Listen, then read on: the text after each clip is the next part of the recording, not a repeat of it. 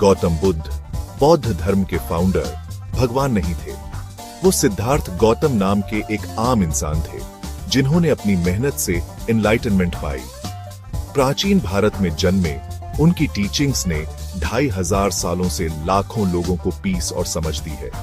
ये ऐसे बुद्ध के जीवन, इंपॉर्टेंट टीचिंग्स और लेगेसी को एक्सप्लोर करेगा, उनके मैसेज की सिंप्लिसिटी और प्रैक्टिकलिटी पर फोकस करते हुए हमारे मॉडर्न लाइव्स के लिए। सिद्धार्थ गौतम का जन्म नेपाल के लुम्बिनी में एक रॉयल फैमिली में हुआ था, लगभग 6ठी शताब्दी ईसा पूर्व में। उनके पिता राजा शुद्धोधन ने उन्हें जिंदगी की मुश्किलों से बचाकर रखा, ये उम्मीद करते हुए कि सिद्धार्थ एक पावरफुल राजा बनेंगे। सिद्धार्थ ऐशो आराम की जिंदगी जीते थे, महल की दीवारों के बाहर के दुखों से अनजान। सिद्धार्थ ने एक सुंदर राजकुमारी यशोधरा से शादी की और उनका एक बेटा हुआ, राहुल। सब कुछ होने के बावजूद सिद्धार्थ को एक बेचैनी सी महसूस होती थी। उन्हें कुछ और चाहिए था, जिंदगी और उसके असली मीनिंग की गहरी समझ। 29 साल की उम्र में सिद्धार्थ महल की दीवारों से बाहर निकले। उन्होंने 4 साइट्स देखी जिसने उनकी जिंदगी बदल दी। एक बूढ़ा आदमी, एक बीमार आदमी, एक लाश और एक वॉन्डरिंग एसेटिक। इन साइट्स ने उन्हें बुढ़ापे, बीमारी, मौत और स्पिरिचुअल लिबरेशन की खोज की हकीकत से रूबरू कराया। सिद्धार्थ को एहसास हुआ कि सफरिंग जिंदगी का एक हिस्सा है, महल के अंदर भी। वो इस रियलाइजेशन से बहुत परेशान हुए और इसने सफरिंग को ओवरकम करने का उनका डिजायर बढ़ा दिया।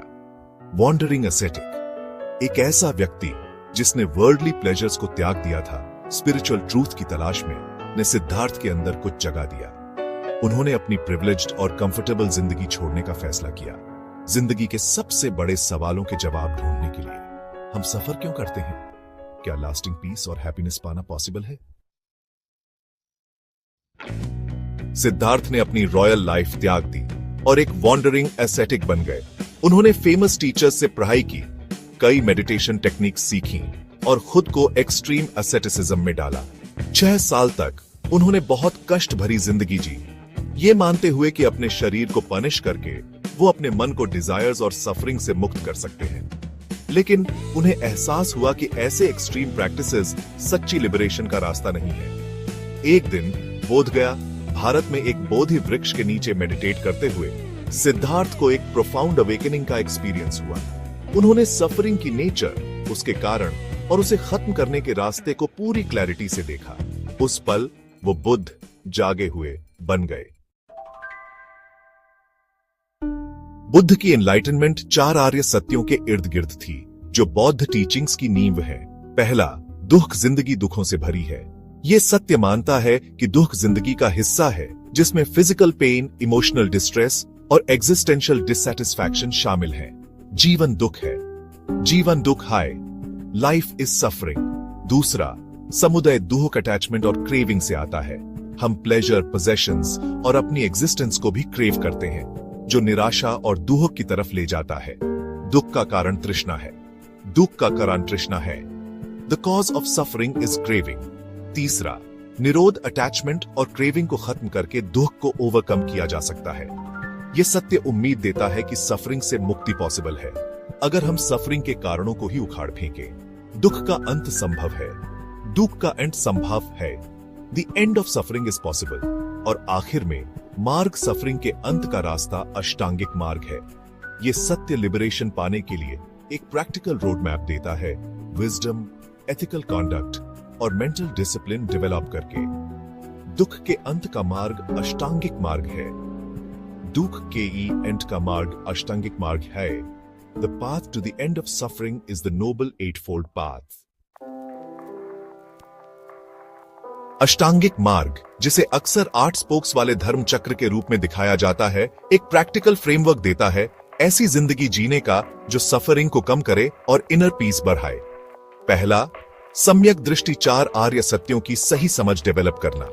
फिर सम्यक संकल्प, लविंग काइंडनेस, कंपैशन और नॉन हार्मिंग के विचार डेवलप करना। फिर सम्यक वाणी, सच बोलना, काइंडनेस से बोलना और हार्मफुल स्पीच से बचना। उसके बाद सम्यक कर्म, एथिकल कंडक्ट में रहना, खुद को या दूसरों को नुकसान पहुंचाने से बचना।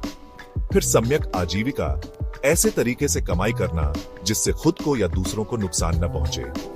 सम्यक व्यायाम, अच्छे क्वालिटीज डेवलप करना और बुरे क्वालिटीज छोड़ना। सम्यक स्मृति, बिना जजमेंट के प्रेजेंट मोमेंट पर ध्यान देना। और आखिर में सम्यक समाधि, मेडिटेशन के जरिए फोकस्ड अटेंशन और मेंटल क्लैरिटी डेवलप करना। बुद्ध की टीचिंग्स का सेंटर है कंपैशन या करुणा और लविंग काइंडनेस या मैत्री डेवलप करना। उन्होंने बताया कि सभी प्राणी, चाहे उनके एक्शंस कुछ भी हो, हैप्पीनेस चाहते हैं और सफरिंग से बचना चाहते हैं। सबका भला हो, सबका भला हो। मे ऑल बीइंग्स बी वेल। उन्होंने सिखाया कि खुद के लिए और दूसरों के लिए कंपैशन डेवलप करके हम एंजर, हेट्रेड और रिजेंटमेंट के साइकिल से बाहर निकल सकते हैं। अपने लिए वैसा ही प्रेम करो जैसा तुम दूसरों से करते हो। अपने लिए वैसा ही प्रेम करो जैसा तुम दूसरों से करते हो। Love yourself as you would love others. Enlightenment के बाद बुद्ध ने 45 साल भारत भर में ट्रैवल करते हुए बिताए, अपनी टीचिंग शेयर करते हुए और मंक्स और नन्स का कम्युनिटी बनाते हुए। कंपैशन, विजडम और पर्सनल ट्रांसफॉर्मेशन का उनका मैसेज लोगों के दिलों तक पहुंचा। बौद्ध धर्म पूरे एशिया में फैल गया और आखिरकार एक ग्लोबल रिलीजन बन गया, आर्ट, कल्चर और फिलॉसफी को इन्फ्लुएंस करते हुए। आज दुनिया भर में लाखों लोग बुद्ध की टीचिंग से इंस्पिरेशन और गाइडेंस पाते हैं। गौतम बुद्ध की टीचिंग्स जिंदगी की कॉम्प्लेक्सिटीज से डील करने के लिए टाइमलेस विजडम देती है। उनका मैसेज किसी डीएटी की पूजा करने के बारे में नहीं है, बल्कि खुद को और अपने आसपास की दुनिया को समझने के बारे में है।